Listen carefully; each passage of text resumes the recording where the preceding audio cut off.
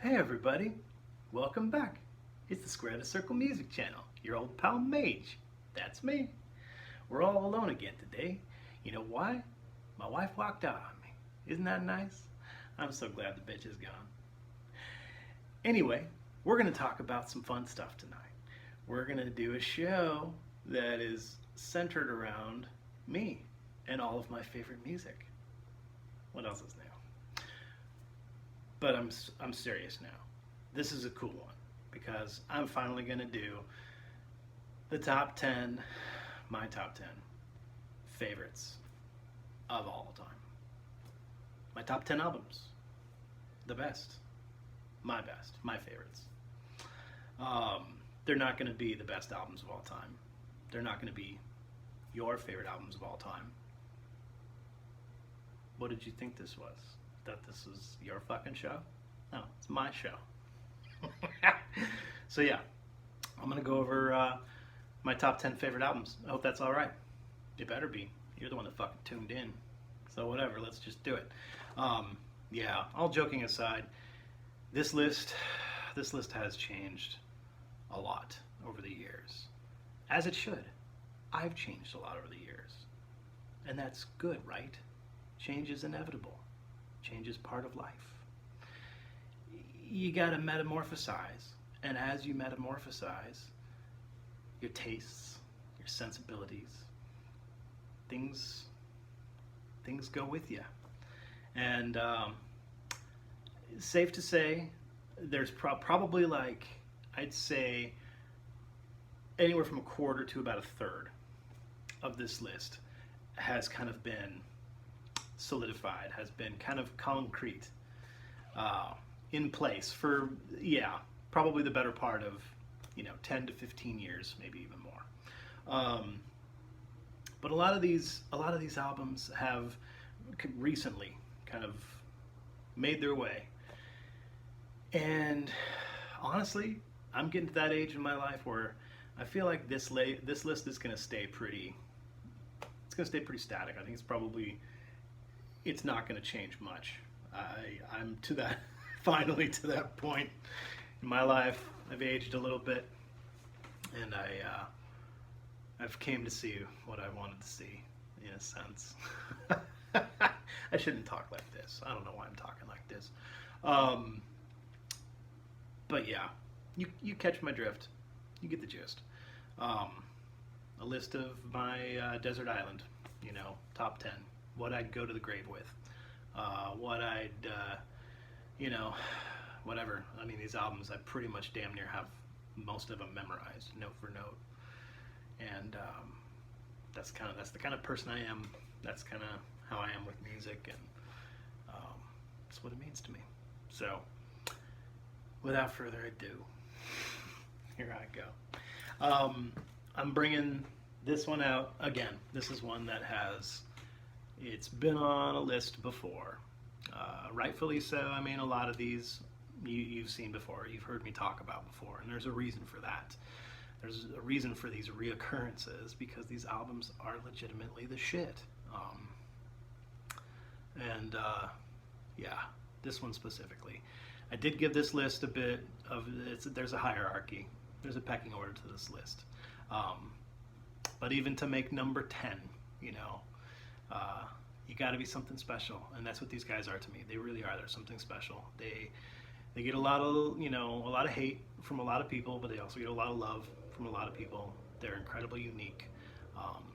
They are incredibly talented. They deserve a place in the well, whatever. Fuck the Rock and Roll Hall of Fame, but I think they deserve a place, in the halls of eternity when it comes to rock music, because they also hit every little piece of, every genre that's involved with rock and roll, and every subgenre, and yeah, blah blah blah. Talking about the band Phish, their album Rift, 1992. I've brought it up before. In a moment my thoughts were adrift, in coasting a terrace, approaching a rift, through which I could spy several glimpses beneath and above that the light could not reach. What does he say? I spied wings of reason, herself taking flight, and above yonder precipice I saw her alight, and glared back at me one last look of dismay, as if she were the last one she thought I'd betray. These guys, they're too fucking good. A good time to talk about the pseudo fifth member of Phish. I believe his name is Tom Marshall. I think it's Tom Marshall. Credited for an overwhelming majority in the early to mid years of Phish for being their lyricist and writing a huge amount of their lyrics. I just spouted off a little piece of that, and you can kind of get where it's going. You know, the monumental kind of dream theater that this album portrays, and what's happening at the beginning with the lyrics that I was just presenting. You get this really fast pace. You know, Phish is known for doing 4-part harmony vocals in a lot of things, and they have that kind of like barbershop quartet feel a lot of times, and they do that sort of thing. In moments they're doing that on this, where you get that 4-part harmony whistling up and down. It sounds like a train, you know, a train whistle kind of like blowing through a cavern on its, you know, trip down through the depths of insanity into this dark, mysterious place that they're going in this, like I said, this dreamscape that they're exploring. It's really cool. This opening track riff goes on for, you know, minute after minute after minute. You get to 7-8 minutes, and it kind of just is like whirling and swirling. You feel like you're kind of like going through the tunnel in Willy Wonka's chocolate factory, and it just kind of kaboom, opens up into this really kind of dreamy, kind of like light, mysterious kind of wash, and then you're there. You made it down into dreamland. And it goes into this really soft kind of like caress, almost like kind of like a, you know, old-timey country, kind of like a Bonnie Raitt tune or something like that. It's called Fast Enough for You is the name of the song. And then, yeah, it just kind of like pedals through that, just kind of like, you know, soft, calm down, breathe deep kind of thing. And then it goes into another kind of like rip-roaring crazy tune, like you're sitting down at the Mad Hatter's Tea Party kind of thing. The song's called Maze, you know, and it's like detailing this kind of like insano, quirky, kind of like, you know, crazy dream theme, you know, that you're going through this insane maze and you're never going to get out, kind of like you're trapped in your own head kind of thing. It's just, I could go on and on and on. It's a 10-track album. The whole thing is just thematic, dark, poetic, mysterious, fun, crazy, wild, insane. It's just fucking genius. It really is. All you haters out there, you gotta muster it up. You gotta muster up just enough to get past the weirdo, goofy, quirky shit that you hate about Phish, that you maybe just, it may be so simple, just get past it. You can listen to Primus. You can listen to Ween. Why can't you listen to pseudo-humorous music? Why can't you get past yourself? Why can't you just kind of get over your own fucking ego for 10 minutes and just check out Phish? There's going to be aspects of it that you love. I promise you. And what they've achieved, their musicality, and their overall prowess in the realm of performance art and the way they tour and what they've been doing as performing artists, performing musicians for 35 years, fucking phenomenal. So, they're number 10 on my list with this album, 1992's Rift. I've never owned it on vinyl because copies go for $300. I can't do it. Can't do it. They haven't repressed it since like 2005 or something like that. So maybe someday. Who knows? So that's that. Number 10. Yeah, I've had that one bouncing around in my head for a long time. I'm glad it's there. It's gotten me through a lot of weird, dark, tumultuous times in my life. So let's talk about number 9 on the list. Going to a definitely a different place. This is a place that I discovered more recently. I'd say probably in the last 5-6 years. I discovered this artist. I grown into a place in my life where more often than not I find myself reaching toward the ambient section, the instrumental section. That's just it's a part of my way of life now. I love and appreciate the music that makes me slow down, that forces me to stop and listen, stop and smell the roses, so to speak. That's kind of a perfect metaphor, really, for what this music is to me and how I feel about it and where it has taken me in the last few years of my life. And I just feel like I'm a better person for having discovered this guy. That kind of rang kind of weird. It kind of tastes funny in my mouth after saying it, but you know what I mean? Like, it just makes me feel like, not like a more accomplished person, that's not what I was getting at, but just kind of makes me feel like I found something that's important, that's a part of me. I found an artist that's part of me that, that I was I was missing a piece, and I kind of feel like this guy was like a piece of me that needed to be there, and I'm glad I found it.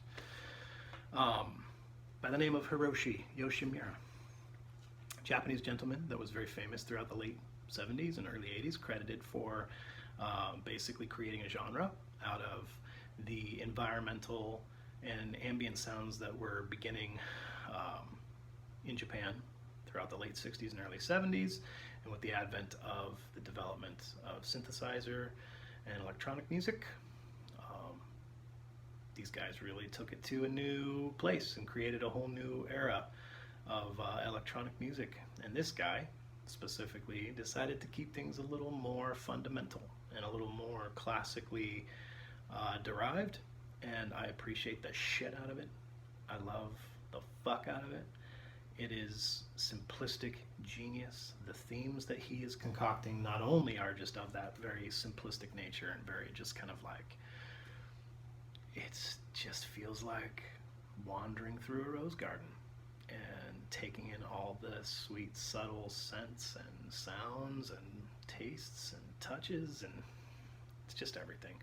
And the majority, all of it, is performed on a Rhodes piano. That's it. There's no embellishments. There's no synthesizer, this or that. There's no drum, this or that. It's nothing. It's the simple stylings and themes and melodies he's just got in his head and heart, all just simply and quietly plunked out on his Rhodes piano. It's just sheer bliss. It's fucking bliss. So it's been a constant spin for me forever now. And just going over this list in my head now, just in the last few kind of week I've been hashing it out, this just has to be on there. It'll probably stay for good. It's made itself a bed in my heart. It's gonna stay for the long haul. So, hooray for Hiroshi Yoshimura. 1982. This was part of a series that this record company, I can't remember who it was. Empire of Signs is the name of the record company out of Japan. They did a 3 or 4 part series called the Wave Notation series. This was number 1 in that part, and I think Wave Notation 2 was I think probably by Satoshi Ashikawa. I've talked about him before. Really, also very prominent and very accomplished, amazing, artist.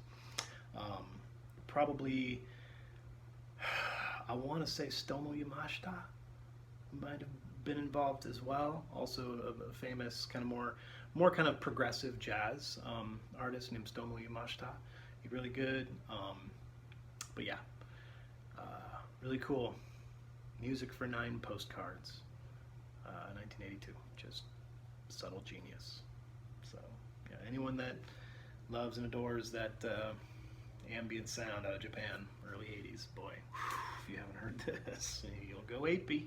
It's good. That's number 9 on my list of all time. It's gonna stay, I'm pretty sure. Yeah. Love that album. Let's get heavy, shall we? Let's take things into a more kind of a heavier place. Man, these guys. Yeah, I knew they had to be on my top 10. Yeah, and I knew it had to be this album. I was tossing around their other album, tossing around their newest album, and I was like, man, it's so fucking good, but nothing beats the first taste I got of these guys. 2017, I was all but just kind of like, I wasn't ready to give up on heavy music, but I was just a little disillusioned. I was just, you know how I get. I don't know, do you? Do you know how I get? I get like lots of weird ways, but man, the moment I saw the art on this album, and I was completely entranced and captivated and take it away, and then of course I click play, and that was it for me. Fell in love instantaneously. These guys, everything they do is top notch, top of the heap, legitimate fucking awesomeness. Of course, talking about Elder, they're 27, I think 2016 or 2017, I'm pretty sure. Reflections of a Floating World. I mean, just look at this fucking piece of beautiful artwork. Adrian Dexter is the artist's name. Friend of the band's involved with the band somehow, not sure. He's not one of the musicians on the album, but yeah. And then the rest of these dudes, just music makers from hell and heaven, just everywhere in between. Just fucking incredible. Like I said, a legitimate outfit. Everything they involve themselves with is just they're a class act, top to bottom. I'm so glad there are musicians and there are still rock bands like this in the world.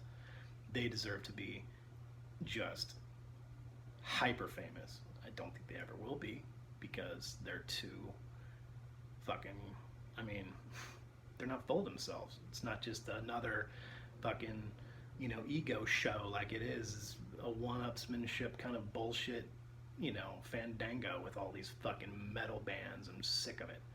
These guys, you can tell they want no fucking part of it. They want to live the pseudo-independent professional life and quiet life, and they're in Europe now, and they're just like, more power to them. They're fucking awesome. And I just hope that whatever they got going on in their lives and whatever's going on over there in Berlin, I just hope that they keep making music and they keep shipping it over here to the States for us. It's too good for words. Yeah, I could, you know, talk about the track listings if you want. I don't think I need to. Just get on the interwebs and just fucking listen to them. They're really great. They're number 8 on my top albums of all time. I mean, I could have chosen other bands, but they're just my favorite. They're my favorite new rock band in the last 10 years, 5 years. They're my favorite new rock band. So pretty sure they're in some way, shape, or form going to be on my top 10 for forever. Pretty dope. The album right before this, also incredibly dope, called Lore. Haven't really talked about it very much, but it came out just like a year or two, I think, before this. And right in the same kind of like, I think they were probably using the same production style. The same person was probably engineering it. It has a very, very similar overall feel, and the artistic and everything, the whole deal. Like, these albums kind of could have been made all at the kind of same time. The two, I mean, Laura and this one, the aesthetic and just everything, pretty amazing. It's kind of like, you know, you could tell they were ready to kind of like jump and take a huge leap into this whole new kind of like genre that they're kind of spearheading, of just like taking metal and taking, you know, heavy music and really infusing it tightly with progressive, you know, progressive rock inspired from the 70s and the Canterbury type of stuff and psychedelia, kind of mashing it all together. I'm not saying they're the first to do it. I'm just saying they're doing it way fucking better than any of those stoner rock and any of those fuzz rock and any of those fucking bands. They're really encapsulating what the 70s era, the early, you know, Canterbury type of progressive rock, and mixing it with like heavy, you know, sludgy kind of not doom, but, you know, just heavy stoner rock. And it's a really perfect fusion. They do it really well. So These guys are masters. They're awesome. What did I say? What is that? Number 8, right? Yeah. Number 8 on my top 10 of all time. Pretty dope stuff. Okay. Moving along. I didn't really intend it to go this way, but it's kind of going like night and day kind of thing here. Here we are again at one of those really introspective artists that I love so much, that has really changed my life for the better. It's hard to explain in just a lot of ways. Like I said, in the last 5 to 10 years, I've really just kind of like slowly kind of evolved into this person who just like really needs as like kind of like a daily kind of like a daily dose of just like calming, subtle, ambient type of music. I don't have like severe like neurosis or like trauma or anything like that. I don't know why. It's like it's my old age, I guess. I'm just like craving this type of music, and I have been I've always listened to it. I've talked about this on my channel. I grew up listening to it. That's what my mother was listening to primarily in the house when I was growing up, was this type of music, and it's just a part of me. And these artists just like fill that void so well, and I hadn't ever discovered these artists until just recently, because I just like kind of gave up on trying to be, that sounds stupid to say, I didn't like give up on trying to be cool. That's not where I was ever really going in life. But I just kind of like, I kind of threw my arms back and I was like, I'm just gonna love what I love, and I'm just gonna listen to the shit that gets me off. And it just makes me feel whole as a person, this type of music. And he's just one of my very, very, very favorite artists now, forever. Steve Roach. This is a monumental album. It was not his first album, but it was the one that really put him on the map as far as synth, experimental synth electronic stuff. He became a heavyweight with this album, Structures from Silence. And the title of the album, says it all. That's, he's quoted as just kind of like, that's where this album came from. He said he sat for hours in silence, and that's how the music came to him. I mean, it sounds kind of arbitrary, and it sounds kind of like boring and stupid. That's how everyone writes music, right? You just quiet your mind and you just still yourself, and that's the music just comes. Just like bullshit. Music doesn't come to anybody that way. Like, I mean, some people, but rarely, and what kind of like, meditative mastermind, and just kind of like how great of a thing that the guy can just still himself, just quiet himself, quiet his mind and his mind's eye, and everything just kind of goes down into like that deep delta brainwave, like pseudo meditative, like sleep state almost, and you're just like, you just soak in the quietude, and just that shit just comes to you. And he said that this was recorded almost all in one session. The B-side is like 18 and a half minutes of just one idea that just like goes to fucking Jupiter and back. It's fucking really great. This is like super spacey, spaced out synth, like straight up space camp music. It's fucking great. Who didn't want to go to space camp as a kid? I know I did. This was gonna get me there. There's no words for it. If you like really super ethereal, spaced out synth, experimental electronica, this is for you. This, I didn't have to think hard about this one at all. This went straight into the middle of the top 10. It's like, the hard part was kind of like, shuffling the few around, and this one just happens to just kind of like really tickle me. So I'm not going to say so much more than what I've talked about already, but it just kind of like, it's just got that place up on the pedestal. And this, yeah, feeds the soul, feeds my soul. So, anyone that's never listened to this guy, just really, everyone should check it out. Pretty amazing dude. Pretty fucking awesome. And the best part is this is not like over the top. You know, when people think about like kind of that new age sound, and they kind of think about the kind of, I don't know, synth, electronic, you know, like early 80s kind of stuff, they get turned off because they just think it's just going to be a little bit too dorky, a little bit too woo-woo, you know. Not too woo-woo, this stuff. Listen to me, who am I? I'm like the nerdiest motherfucker around, but you know what I mean. It's not too new agey, too woo-woo. There's no like, you know, wood recorder and, you know, like ocean sounds and shit. Like, it's not that type of, you know, new agey kind of stuff. It's real, like I said, really introspective, really ethereal, really cool spaced out shit. You know, it's fucking great. Structure Some Silence, Steve Roach. I believe 1985. Maybe a little earlier, 1984. So, check it out. Number 7 on my list. Pretty good stuff, pretty good stuff. Really excited to be sharing this with you guys, my top 10 albums of all time. So, those are some, maybe 1 or 2 that you've seen before, maybe 1 or 2 that you haven't seen yet. I entreat all of you to check them out, give them a shot. They really are some really fantastic pieces of just artistic genius.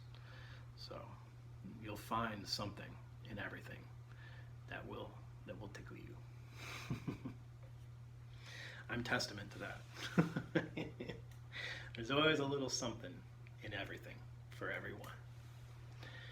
This one, I brought these guys up quite a bit. I've yet to mention this album. I brought out not all the rest of their albums, but a lot of their other albums. And I've kind of saved this one because I knew that I wanted to talk about it someday when getting to my top 10. This one I've always known was in my top 10. I only really discovered these guys about 10 years ago. But for the last 10 years, I've just been gobbling up everything I could find by them. There's not a whole lot, you know. They did have an extensive career, an extensive history from, you know, the early 70s all the way through like the mid to late 80s, when they kind of started kind of like, you know, going in for a landing and just kind of cashed in their chips a little bit. They still continued to play with each other to a certain degree, and they were doing some, you know, releasing some albums here and there, but it was never the same. It was always kind of just like kind of like a tribute to the good old times when they were getting together and playing any kind of like concert series or anything like that. But pretty amazing career from the early 70s all the way through the mid 80s. And this album, to me, it's my favorite of theirs. No one will, I don't think I've really ever talked to anybody or known of anyone that really thinks it's like their best album or whatever. Everyone always talks about their earlier stuff from the 70s. I like their early 80s stuff.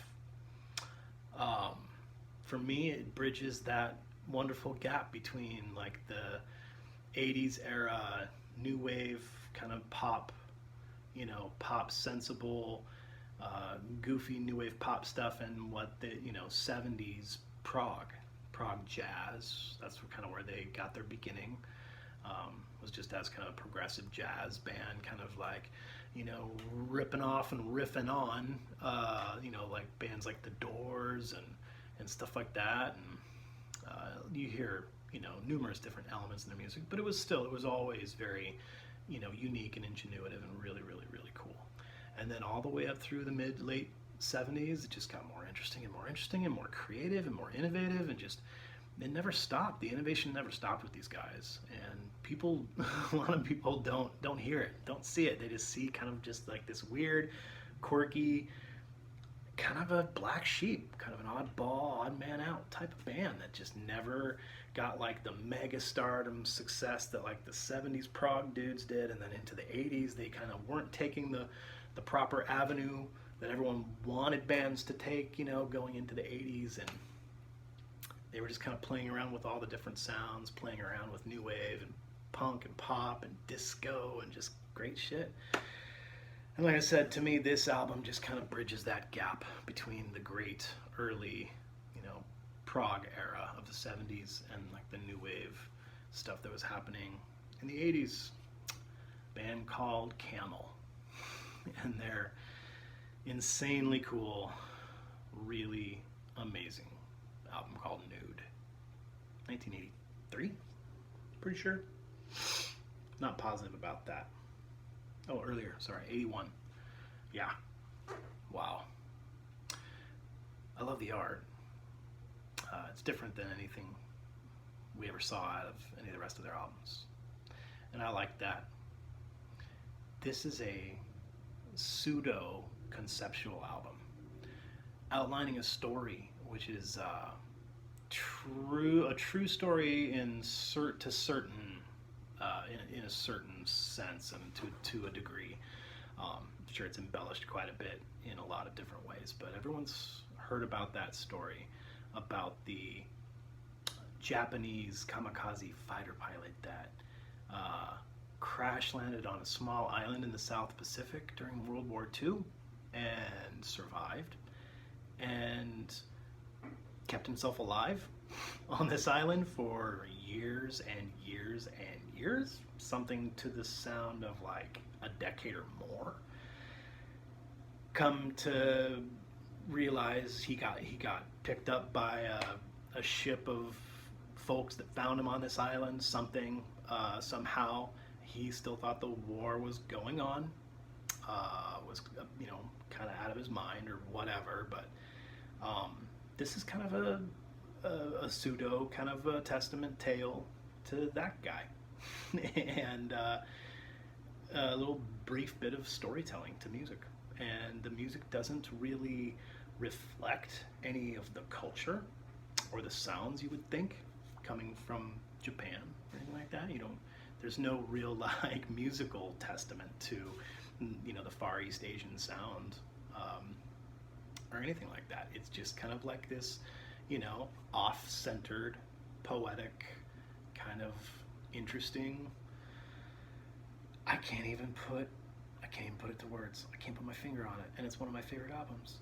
I just love it from beginning to end. It's got just these great soft moments of kind of just pop rock, like soft jazz, and then moments of what they were known for and their kind of jazz prog mastery, and then weird interludes of marching band brass sounds intermingled with just these really fun, just kind of poetic, weird moments. The album it's colorful, and it's really hard to put to words. I love it dearly. I just love it dearly. I really like Andrew Latimer and all the things he does. I like his voice. This is actually, there was a lot of vocals from their bass player. I can't remember his name. He didn't join the band until the late 70s. I think that was with the Rain Dances album, like 77, I think. I can't remember his name, but he played bass and he started primarily doing the singing. Andrew Latimer kind of took a back seat, kind of just doing more guitar playing. Still lots of flute playing by Andrew Latimer on this album as well. But yeah, and I believe Pete Bardens is still playing keys on this album. Yeah, it's too fucking good. So yeah, I think this is what I say, number 6, something like that, on my all-time top 10. It'll always be there. It's a good one. It's really good. It's very dreamy. Kind of just puts me in a different place, man. It's one of those albums that I've had a really hard time describing it and really kind of like coming to terms with how I feel about it. I know I love it, but it doesn't necessarily even make me feel any really strong emotions. So it's hard to like really put my thumb on, It just gives me Gives me what I need. Puts that piece where it belongs. Just like this one. I've talked about this before, so this will be no surprise to a lot of you folks. You know how much I love the ambient music, and especially piano-centric. I mean, my tinkle tunes, the tinkling on the piano. I just love and adore it. It takes me back to my childhood. My mother was an incredible woman. She was heavily involved in local theater, in musical theater, musical productions, and that's how I grew up. We were just totally, as a whole family, totally immersed in it. My mother's best friend in the whole world, Scott, he grew up with us, he lived with us, and they were just a match made in heaven when it came to all things theatrical and musical. And she could sing and she could dance. She was so talented. And so we were always, I grew up in a green room. I grew up in a couple different green rooms in this town, in the theater. Crazy, insane, foul-mouthed, psycho fucking people running around, keeping an eye on me when I'm 4 years old, 5 years old. Half-naked, full-naked women and men, just around. Everyone's high, everyone's drunk, these are, you know what I mean? These are the people. These are the these are the crazies. I grew up around the crazies, and it was amazing. It was just some of the most outstanding, most fun times I can remember having. And I was involved with it. I was in productions, and that's what we did. And sorry, this is kind of like an off the subject a little bit, but that's kind of what you'll get a sense of, like, what's in the back of my head and why I love piano music. There was always a piano in the green room, or in the practice room, or in the dressing room, or whatever. And there's always just those moments where, like, mom would be performing at like a small cafe, just singing, and there'd just be one piano player, and there's always just that soft, subtle piano in the background. Someone's always playing that thing, and a lot of people are really good, and that the people that, performed in this town when I was growing up, there was some really great players. And I always had a romantic relationship with wanting to be a piano player. I always wanted to learn how to play I never wanted to learn how to play the piano. That's too much fucking work. It's too hard. I always just wanted to just instantaneously be good at playing the piano. Just like most people. If you're not instantaneously good at something, fuck it. But yeah, I just have always had a special place in my heart for those men and women, people that are piano players. And I just love the piano. Anyway, sorry about that ridiculous fucking gushing, but that's where this album takes me. It takes me to the way back. It takes me way back to my childhood, and just hearing that slow, soft, droning sound of the piano in the background, and being tired and falling asleep on a couch, and hearing the piano player in the back of my mind and stuff, and that's where this album takes me. It's an absolutely perfect album. 4 tracks. First track just goes on and on and on and on for 12 minutes. It just sounds like wind chimes, just barely, you can barely hear the chimes, just dun, dun, dun, dun, singing on the back porch. Yeah, the second part on the A side, A2, also kind of more synthy and just kind of mysterious and spooky, and yeah, Brian Eno, what a master. So glad he decided to kind of pursue this as the main part of his career. Just kind of involve himself in these really eccentric kind of super artistic kind of undertakings, and these ventures that require a lot of courage, require a lot of just opening yourself up and just putting yourself out there. And that's what this album sounds like to me. That's what this album resonates, is just cutting yourself open and just giving yourself in all its parts to the world. It's like totally exposing yourself. This is who I am, and this is what I am, and this is what I sound like, and this is what it is. Take me or leave me. And this is kind of like everything all at once, face value. That's what it means to me. That's why I kind of like, I latch onto it really hard. It's like one of those albums you feel like it's just like it's part of me. Like this album explains me. It's silly, I know. Kind of hokey, kind of corny, but I don't think the music is hokey or corny. I'm hokey and corny, not the music. Yeah, Ambient 1, 1977, Brian Eno. That's like my number 5, right? Did I lose count? Deserves to be there. Nearing the top. So we're nearing the top. Yeah. Anyone that's been watching my videos or knows anything about me personally is definitely going to know what these last few are, but I'm still going to talk about them because I still love them dearly, and they mean the world to me. And they're up there for a reason. Most of these have been for a long time. The majority of my life now, here at age 41, almost 42. Yeah, some of these have been part of me for just almost about 30 of those years. So I have, once again, talked long and hard about this one.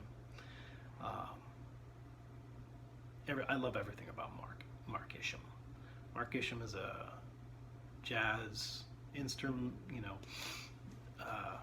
jazz instrumentalist, composer, film composer, multi-instrumentalist. So many things all at once.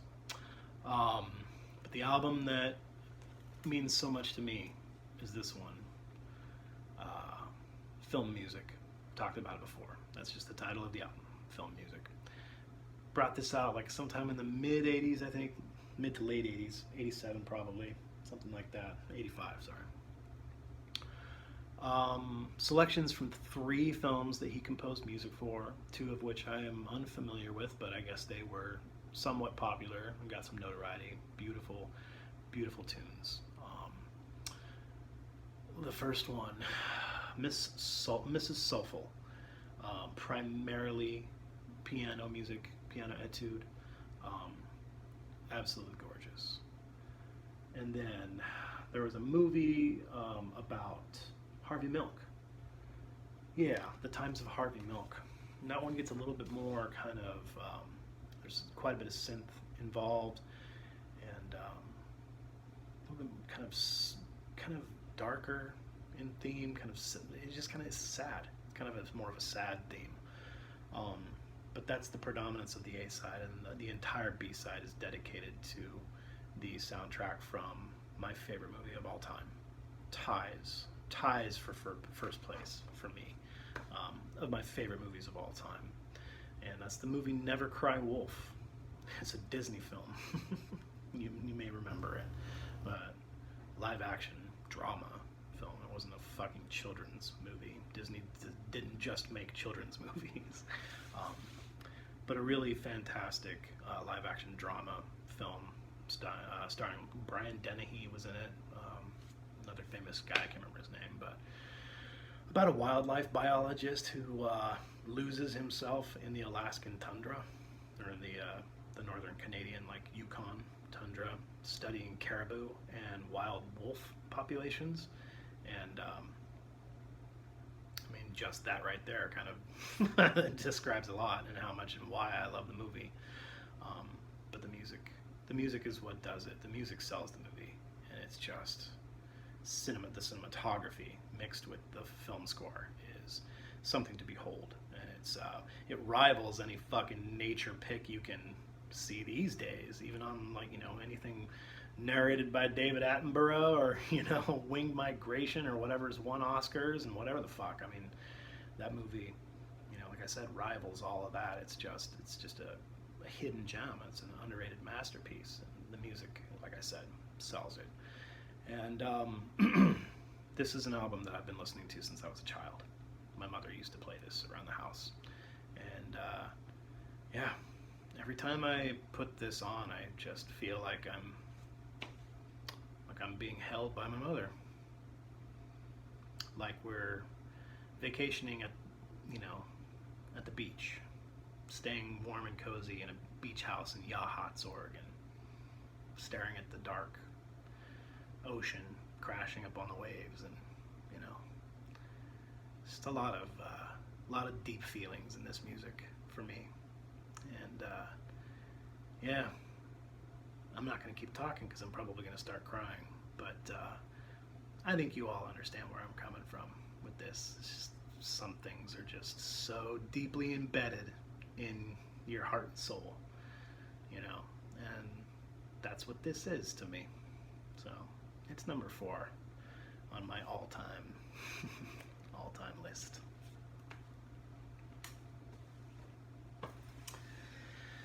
And of course, number 3 all-time favorites. Yes. And their 1973 masterpiece, Tales from Topographic Oceans.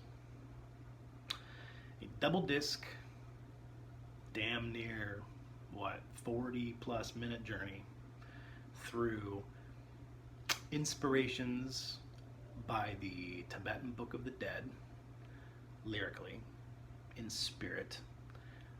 Many other things being presented here by way of the spiritual and emotional forces that these guys convey. I don't know how they do what they do, but they really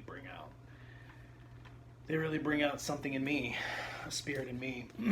Everything that they involve themselves with all throughout their career, especially in the early 70s, maybe on the artistic level, involving themselves with Roger Dean and what he did for them, catapulting them into, you know, something that was recognizable, something that definitely had a very specific style.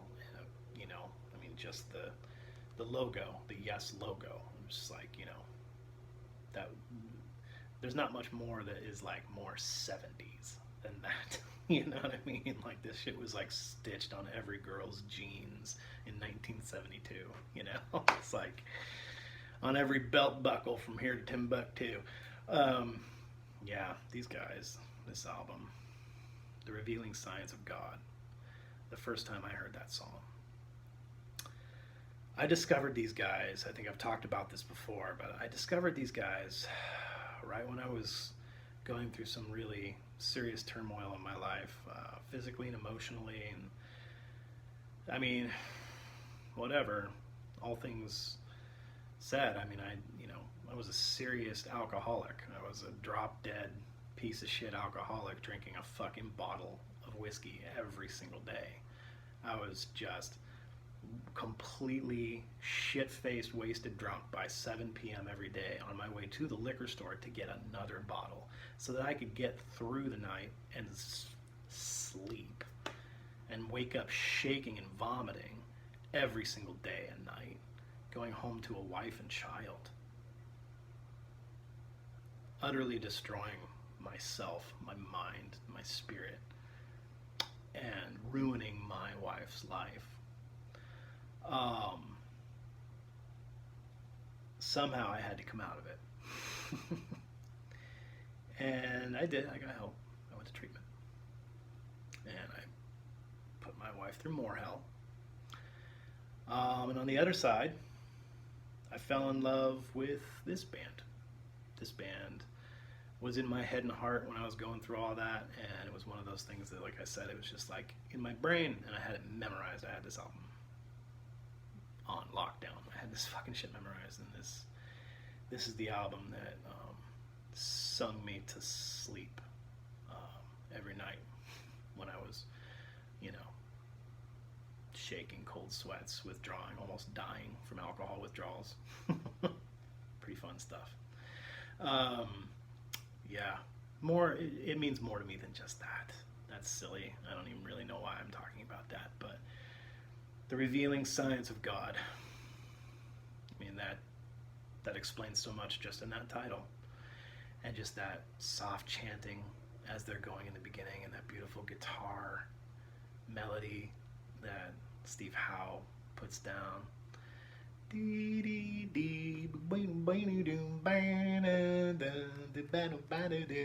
know, Alan White's first album with them on the drums, fucking some sick playing.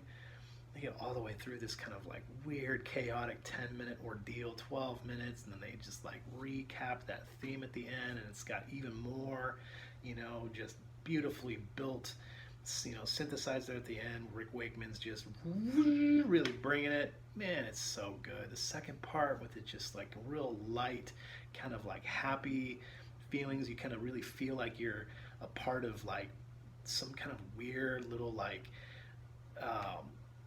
primordial kind of like, I mean, that's kind of what like the vibe you're getting is this like weird primordial like soup, like you're in the ocean just kind of watching the earth kind of like evolve as like we're all evolving consciousness, and we're all evolving like our, you know, metaphysical state and emotional state, and it's just like that's kind of what I'm getting from this album. And going through that journey, you know, you go through all the just the kind of like psychobabble of the third part, and all like the crazy drum solo stuff, and the weird, it's too good, ending with just that really cacophonous, beautiful Nous sommes du soleil,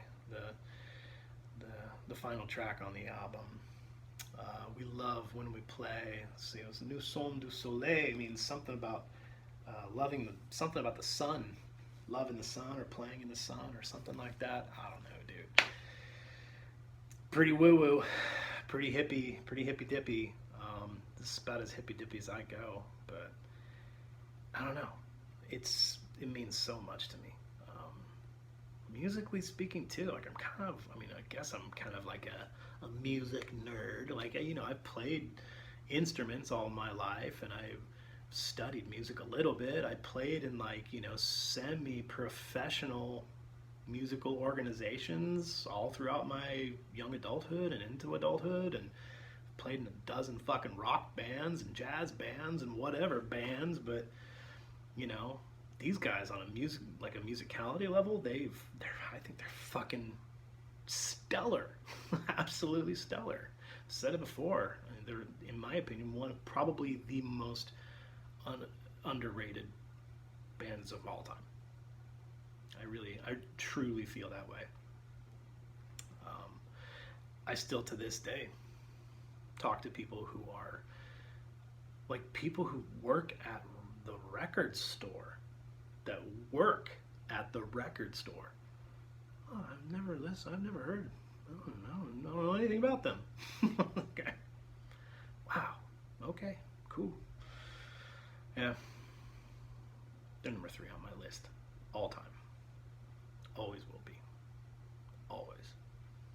This album, it was a hard way getting there, because I was always just kind of like, oh, Fragile's the best, or, you know, whatever. There was even a period of time where I was like, where Relayer wasn't my favorite. It will forever be this one. Me and this one go way back.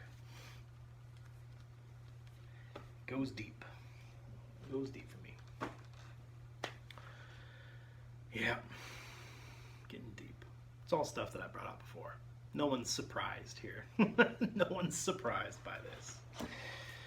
Yeah, not going to be surprised by this either. Vicariously, I live while the whole world dies. Much better you than I. Man. My jaw fucking hit the floor when I heard that for the first time in 2006. I just lost one of my best friends, a dude I'd been hanging out with for. We were quite close for the last few years of his life. Yeah, kind of a tragic story, but man, that year was tough. This came out right at the right time for me. Really kind of just illuminated some parts of my head and heart that really needed a wash, needed a trip through the spin cycle, so to speak. And that's what music's for, right? That's what this helped.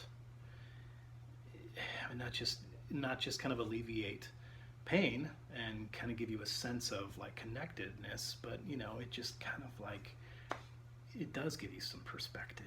Somehow it does me. It does to me. There's so much philosophy and introspection and metaphysical beauty in this music. Yes, in lots of music too, but specifically in this band and what they're doing, what they're purveying, and they're doing it on purpose. It's not some happy accident that they just happen to be, creating some super killer fucking triplet grooves, man. Yeah, their triplet grooves are fucking triplety tasty and they're really great, but you know what? They're fucking doing what they're doing on purpose, and it is fucking magic, and it does have a purpose. It's, borderline, like I said, they're kind of like, it's trance-inducing. I'm not saying they're doing it specifically to put you into a trance. I'm saying they know what they're doing. It's alchemical. It's, figuratively alchemical. Like it's a potion. It's a potion being concocted, and they're injecting that shit into your fucking brain, and it's good for you. I promise. I promise. Oh man, after that first track, yeah, your jaw just hits the floor. And then what are they gonna do? They're just gonna double up with Zombie. Even more intense, more insane. One of their heaviest tunes. The shit goes on for fucking like 8 minutes. Just this crazy triplety. The rhythmic prowess of this song, that song, it just knocks you on your ass. Shine on forever, benevolent sun. It's just really bringing it down. This album to me was just really the height of what they were capable of, and the height of everything artistic that they had to offer the universe.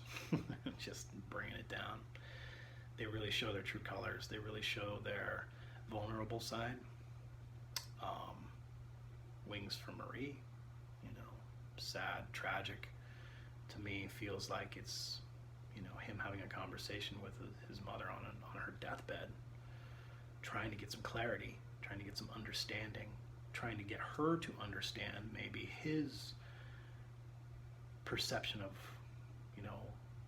what it all means, and still trying to maybe understand her view on things. Maybe some disagreements, who knows. The second part just feels like coming to terms with all that. Like you're talking to this maddened angel who's ready to take you, and even up until that last moment, when it kind of slows down and he's just kind of like, kind of reiterating the words probably coming out of his dying mother's mouth, never took a life, never lived a lie, but surely saved one, hallelujah, it's time for us to let you go. And you literally get that sound and that sense of just kind of the disconnect, plug being pulled, and the wisping away of her soul into the ether, Fucking intense, dude. This album, oh my god. And it's like A-side, and it's like B-side, who are you to wave your finger, and it just goes into this really fucking crazy, almost uplifting, like catchy, tongue-in-cheek, kind of like hilarious song. Oh man, about some, some crazy kind of like legal strife they have obviously the band's been going through for like a fucking decade or whatever, just like vocal, just fucking insanely awesome. I mean, really impressive on a vocal level. Maynard James Keenan. I mean, shit, some of the shit he's fucking pulling off. I mean, he sounds like fucking Michael Jackson on on that song. It's fucking cool. It's really good. The Pot, man, cool. Yeah, and just like it just keeps going. The fucking Rosetta Stone song is just what an insane fucking goddamn shit the bed intention. And does this have the Lipan Conjuring? It does the Lipan Conjuring song, so you still have kind of those fun little like segue vignette pieces that Tool does, like in between songs, or just kind of like these interesting little snippets. And right into it's my favorite Tool song. Lyrically, genius. Just discussion of the human condition and where we came from, on a psychological, physical, emotional, evolutionary scale. Like, really fucking cool, really inventive, really immersive.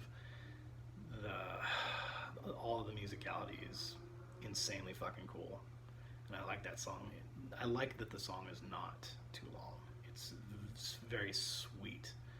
7 minutes, probably 6 or 7 minutes, something like that. Great way to end the album. It's just my favorite tune of theirs. This is my favorite album of theirs. This is my second favorite album of all time. I can listen to this album every day forever. I know I could. I will never fucking get sick of this album. Ever. It's pure. Pure. It's just pure. It's pure.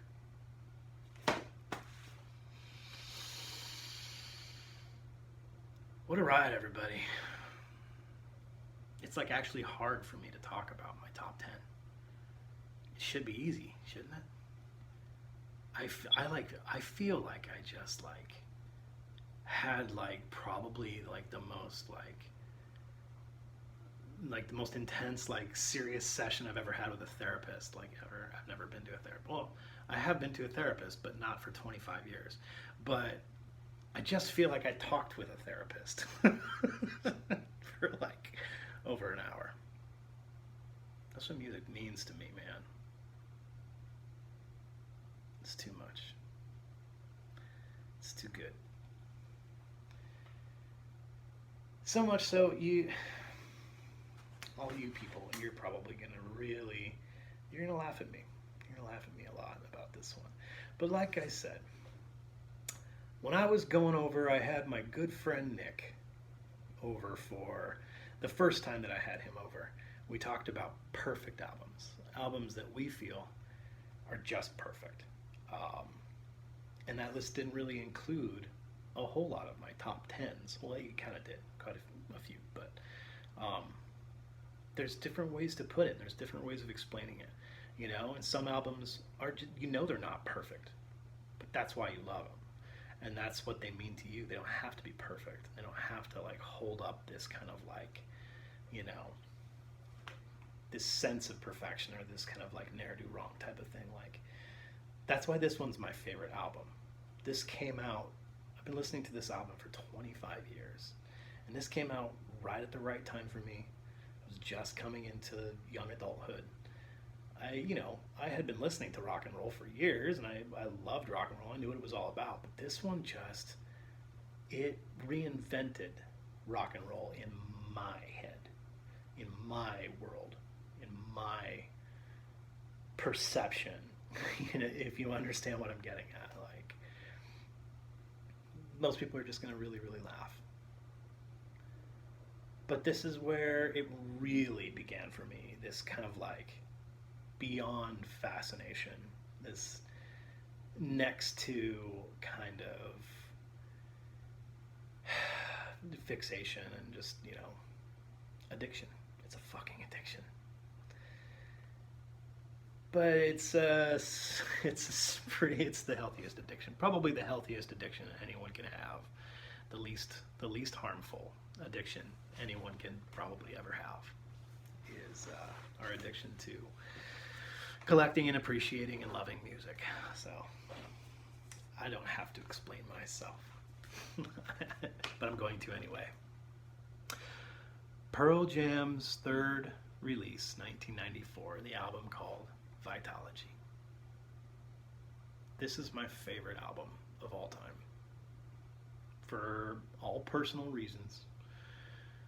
None that really crazy or ornate, or, you know, none that I'm really even going to talk much about. It makes perfect sense, really, if you know me, or even if you just only know a reflection of me through watching these funny little videos that I do.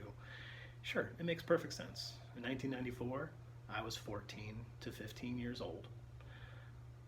I shit you not. I had records from, my mother gave me records. My mother gave me a handful of records when I was a kid. So I had a bunch of shit that I kind of like grew up with, and I knew that I wanted to save them because I was like, these mean something to me, you know? Even for the 20 years that, you know, turntables and record collecting and, you know, vinyl basically disappeared. But I still was carrying these around in this little like Foot Locker trunk that I had since I was a child. I had all my baseball cards in it and all my fucking comic books and all that shit. And a small handful of records that my mother gave me. You know, a bagpipe band record and like the Clockwork Orange soundtrack and like, you know, a Doobie Brothers record or some shit, you know? I carried those around forever. Along with this, I stood in line in 1994, November, freezing fucking cold, rainy, super rainy, disgusting ass day in November in 1994. On West 11th Avenue, in the corner of Willamette Street and West 11th and Eugene.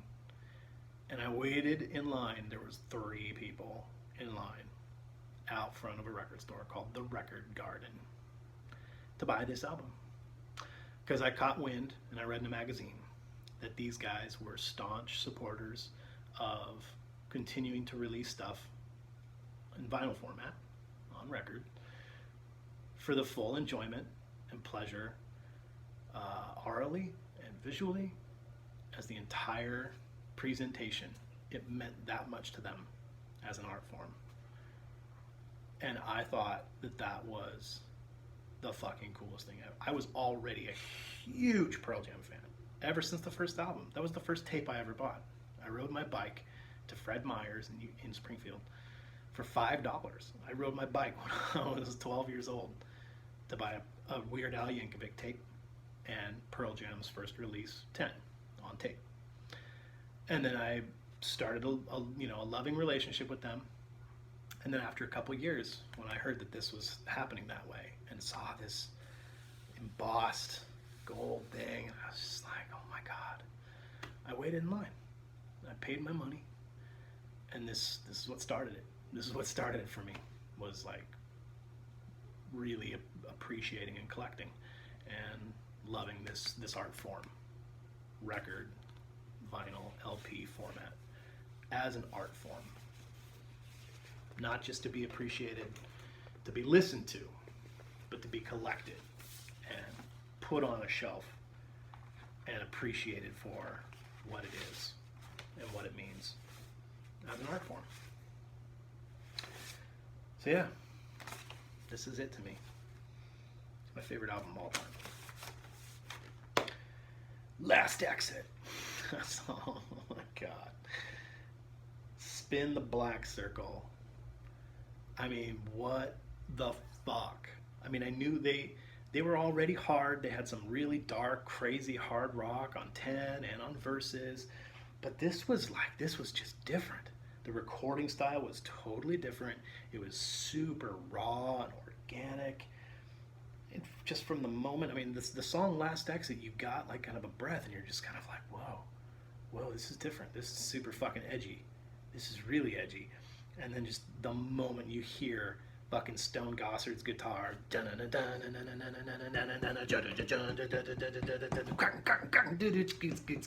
it's just fucking ripping at fucking 200 beats per minute. That shit doesn't stop for fucking 4.5 minutes. This shit's punk as fuck, dude. They mean it. They really mean it. They are into their record collecting. Spin the Black Circle. Oh, and then Not For You, even more just kind of supercharged, punk charged, just like angry, frustrative, really cool, edgy as fuck. Man, I couldn't believe myself. They went above and beyond everything that I had known them for. They were even seemingly more kind of just like a popular kind of like pseudo romantic kind of like, oh, they're so dreamy and awesome, and it's just like after like 3 years of superstardom, they're just like, yo, we're not a popular rock band.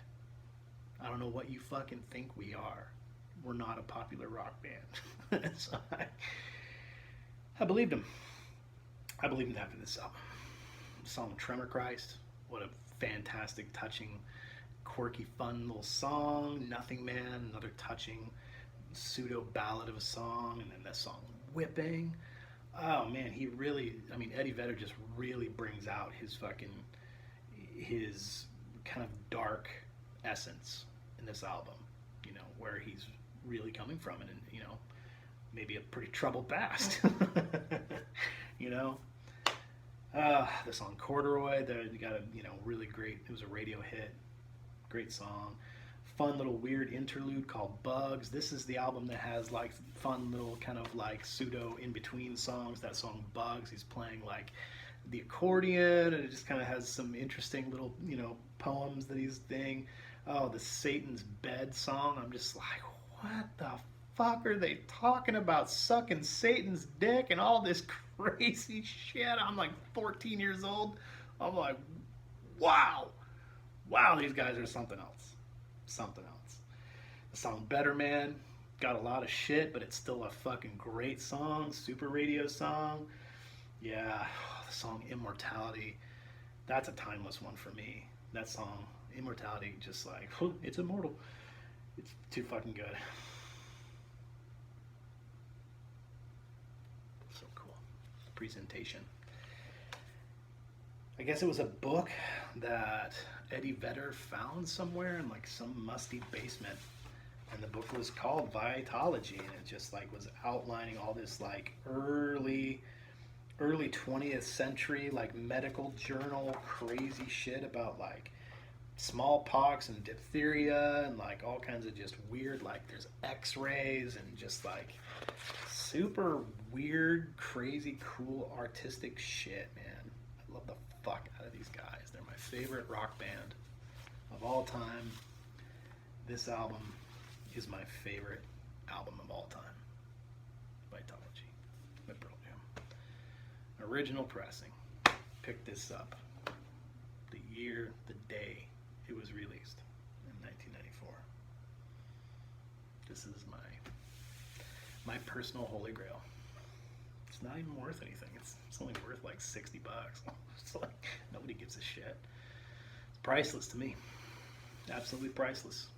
I'm carrying this around for almost 30 years. Pretty cool.